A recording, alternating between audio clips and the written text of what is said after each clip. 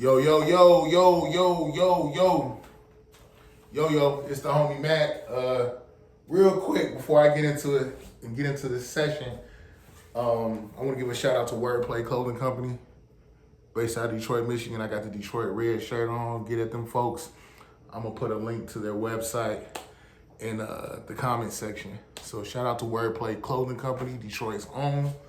Salute, salute, salute. Yeah, but let's get to it. It's the homie Mac, man. Each one teach one piece of love. Reporting live from the Dogon. Thumbs up, give me the likes. Thumbs up, give me the likes. Thumbs up, give me the likes. This is another session of Mackin' with Mac book review series. Yeah, so today I will be reviewing the book Darwinian Racism. Darwinian Racism, How Darwinism Influenced Hitler, Nazism, and White Nationalism. Written by Professor Richard Weikart. This book was pages stuck, man. Pages stuck. This book was published by Discovery Institute Press. Yeah, so let me give you a quick overview of it. First of all, let me say this. I graduated from Georgia State University. I got my degree in history and public policy. Specifically, to obtain my degree, I had to write a 35-page paper on German nationalism. So a lot of the things that he talked about, I had a pre-context of previously, because I delved into German nationalism. I delved into, in essence, the history of Germany politically, from like, I'm trying to think, probably from like its inception and then post-Nazi Germany. Inception, post-Nazi Germany. And I know about the Nazi Party. I know about the Nazi meaning National Socialism. I can talk in depth about Adolf Hitler. So this was right up my alley. I liked, first thing I gotta say, the writing style in this book is very concise. The scholarship is on point. This man, for every argument that he made, he solidified it with proof. It's almost like as you're reading this, like he's walking you through it. It's like, okay, overview, this is what I'm saying. Detail, this is why I'm saying. Even why I'm saying, and even excuse me. And in even greater detail, there's a lot of tedious scholarship in here. He would go into even greater detail and substantiate why. This is the overview, but I'm going to give you a detailed explanation as to why. This is my argument, and I'm going to support my argument with facts, with information. There's no stone unturned in this book. He doesn't just say things and that's that. He substantiates it. I would think you would be very hard pressed. You will be extremely hard pressed to refute this book. The thing that I really liked about it the most, again, was the writing style. I appreciated Richard Weikart's scholarship. I hope I'm pronouncing your name right. Weikart. I appreciate his scholarship. I appreciate how he was very surgical with this. He took time. He substantiated his claims. I think the book is not exceptionally long. It's under 200 pages. Specifically, it's like 156 pages. But he trims the fat. I don't like things that are I don't like word salad. I don't like things that are very pretentious in writing style, just really extravagant and wordy. I like things that are concise and to the point. And so he trimmed the fat. I appreciate this book. But let's get to it. Let's talk about the content. So I want to quote. He pretty much talks about what Hitler's goal was. Darwin's theory, as Plato explained, was a theory involving mass death for the unfit so that the fit could evolve to higher levels. By massacring multitudes of people he deemed inferior. Hitler was merely trying to lend evolution a helping hand. From his twisted perspective, he thought his atrocities would lead to evolutionary progress. Indeed, Hitler and the Nazis thought it was their moral duty. Let me say that again.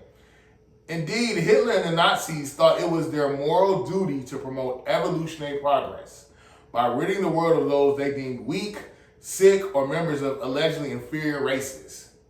Thus, social Darwinism provided part of the ideological underpinning to Nazi policies of eugenics, euthanasia, military expansionism, and genocide. So yeah, first of all, who's Charles Darwin? Who the heck is that guy? Charles Darwin was a scientist, a geologist, a naturalist, biologist. He was big on evolutionary theory. He believed that things evolved. Essentially, a species or an organism, it either adapts and overcomes or it dies. So social Darwinism comes from that theory, but social Darwinism, again, it's more of a social construct. It's not rooted in actual hard science. It's just more so just how things survive throughout nature, or how we compete in nature. We're competing socially for jobs, for power, for our right to exist. And you really shouldn't have to compete for your right to exist. It's very inhumane, if you ask me. A thing that I thought was interesting was, how do I say it? I thought it was not interesting, more so it was very sordid and backwards, that Hitler would think he could play God, that he could, but I guess evil people rarely think they're evil. I think in some again, sordid, twisted, egregious, diabolical way, they think they're doing good. And he felt as though, you know what? Mentally, I don't even know if I can use this word because I think it's derogatory. If you are mentally handicapped, if you are physically handicapped, you are an evolutionary failure, is what he felt. So there are people getting killed. The Nazis killed people who were disabled in mass. They felt as though, essentially, like I just mentioned, quoted from this book, the Nazi Party felt as though we're going to help society reach its evolutionary peak. But even as of 2024, we're still trying to understand things about genetics, the human genome, the footprint, or your fingerprint. What is it that makes you uniquely? And genetics is a very complex science. Again, we're still learning things about it. So I think it's interesting that you think that. I think it's interesting that Hitler would think, dialectical materialism. We have a certain understanding of things to a certain point. But to the best of his knowledge, he thought he was doing right. He thought, this is good science. We could just eradicate people and those genes will go away. No, genetics does not work like that.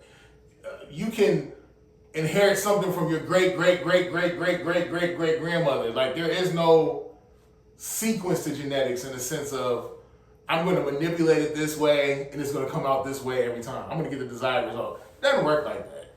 From skin tone, skin color, eye color, hair color, like genetics is like playing the lottery.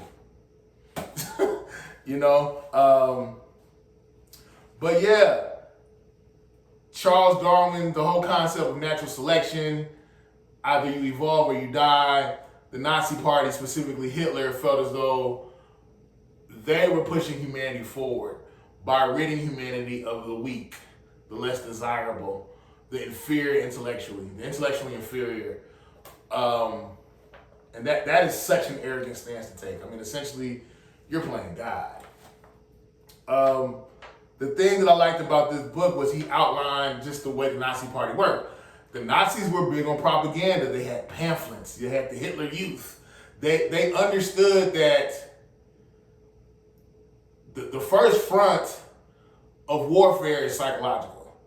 If I can capture your mind, if I can sway your thought process towards a certain leaning, I can get you to do my bidding. I can get you to buy into my program.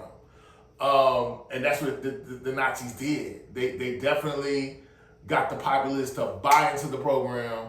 If you were not on their code, if you're not on their program, they kill you. I think, I want to say there was a time where there were different scientists that were living then who were not cool with the Nazi Party. They actually escaped. They left Germany. They didn't like Hitler's program and the things that he was doing. What is something else I wanted to talk about? Again, he talks about the formulation of the Nazi Party. He talks about the rank and file of the Nazi Party. Talks about the programs, how they would have pamphlets. And another thing that was very interesting is how the Nazi parties would employ propaganda through education. Still goes on today, but they would use members of the SS Army, the SS Army being almost like an elite rank and file within the Nazi Party. They would use officers within the SS Army and hire them as professors. I think the University of Jena was a school where a lot of them taught or were hired. And I just think it's tragic, rather, the lengths that Hitler went to push a narrative that was ultimately evil and false. So again, I liked how he talked about the rank and file of the Nazi parties that was formulated. Then he talks about Darwinism, talks about Charles Darwin, and how the impetus behind a lot of Hitler's thought process was inspired by Charles Darwin. He gives proof that's irrefutable.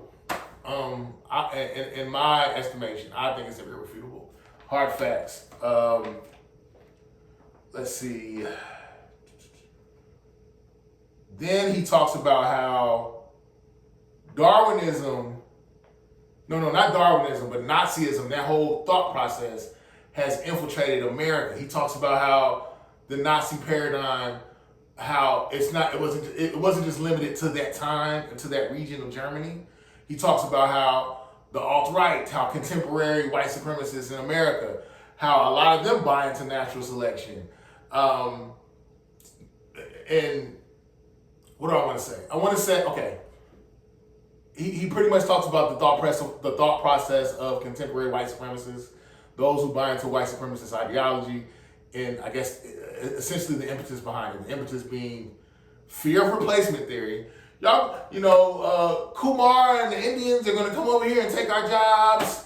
They want to eradicate the white man. They want to take our jobs. They want to indoctrinate our children. And it's fear. If nothing else, the biggest thing I walked away with from this book is that a fearful person can be a dangerous person. Someone who's afraid. I remember somebody telling me one time when I was in college, a coward is the most dangerous person. And I didn't understand that really till now, because I realized when you're afraid, when someone feels marginalized and fearful, they will do anything. They will go to any length to protect themselves. In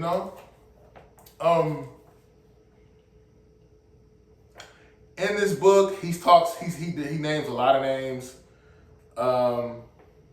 He talks about trying to find it. He talks about the American Nazi Party. I did not know this existed. Founded by a George Lincoln Rockwell. He talks about William Pierce, who's a white nationalist, white supremacist, who created something called the National Alliance. He goes into these different websites. He talks about different websites, different communal bases of white supremacists, again, that exist in digital spaces. And it's, let me quote this, William Pierce, who founded the National Alliance, their modus operandi, the National Alliance hopes to promote further evolution by advancing the interests of the white race, achieving a white living space. This term, living space, was coined by the Darwinian biologist, geographer Friedrich Ratzel in the late 19th century, because Ratzel thought the essence of the Darwinian struggle for existence was a struggle for space. One of the things that he did talk about in this book a lot was something called the the struggle for existence, that you go through hard times and makes you tougher. And they felt as though, they bought into the outer African theory to an extent as well, being that life started in Africa and people migrated to different regions. And a lot of the Nazis felt as though, not even just Nazis, just white supremacists across the board, they feel as though they're genetically superior because their ancestors survived the Ice Age. Their ancestors lived in the rough and rugged terrain of Europe, the Caucasus Mountains. Therefore, they were evolutionarily superior to other races, which is bogus. Bogus in so many ways. But let me read. Hold up. Let me read. Oh, and another interesting thing was just the thought process that Nazis had about Jews, that white supremacists had about Jews, that Jews are trying to use African Americans as a buffer class to get rid of white people, which is crazy to me. But anyway, in conclusion, and I'm quoting from the book, the overlapping categories of neo-Nazis, white nationalists, and alt-right proponents regularly invoke Darwinism to try to demonstrate that their case for racial egalitarianism and white superiority is scientific. Catch that. Darwinism to try to demonstrate that their case for racial inegalitarianism, ooh, a tough word, and white superiority is scientific. Indeed, by their own admission, Darwinism is central to their ideology. And they regularly ridicule creationists and intelligent design advocates as ignorant. So essentially, a lot of these people are pantheists or atheists. They believe that racial differences have been shaped by natural selection in the struggle for existence. Just like early 20th century Nordic races, some of whom they still promote, they claim that the harsher environment in Europe and Asia provided selective pressure that caused Europeans and Asians to become more intelligent and more cooperative than black Africans. They want to promote further human evolution by practicing racial segregation and introducing eugenics policies. Many of them see nature as their God and promoting evolution as their God's highest command. Darwinism is thus not only crucial to their explanation of how the world is today, but it is central to their vision of morality and public policy. So yeah, great read, Darwinian Racism. I beseech you to read this book. Yeah, and again, I know I use the term eugenics. Eugenics essentially was a way that people felt like they could manipulate the gene pool. If you're unfit, you pretty much breed. I hate saying this because we're talking about people, but you breed people with certain characteristics together, and you weed those out that don't fit that criterion. Yeah, but it's the homie Mac. Each one teach one, peace and love. Great read. I implore you, beseech you, ask you to read this book. It is a great read. It gives a great context for systemic racism as we know it today, and essentially how a lot of white supremacists who they hide their and they did it in Nazi Germany. They hide their racism through their patriotism. I think it was more violent and aggressive in Germany. But I would say Germany was in that time of Hitler. But I think the white supremacists that exist now in America, they try. It's more codified and it's more subvert. No, it's more codified and it's more not subvert. I don't want to say that. That's not even the right context. It's more codified and it's more clandestine, but it exists. It's the homie Mac, man. Each one teach one, peace and love. Thumbs up, give me the likes. Thumbs up, give me the likes. Thumbs up, give me the likes. Let me say it again. Thumbs up, give me the likes. Darwinian racism, how Darwinism influenced Hitler, Nazism, and white nationalism. Check it out.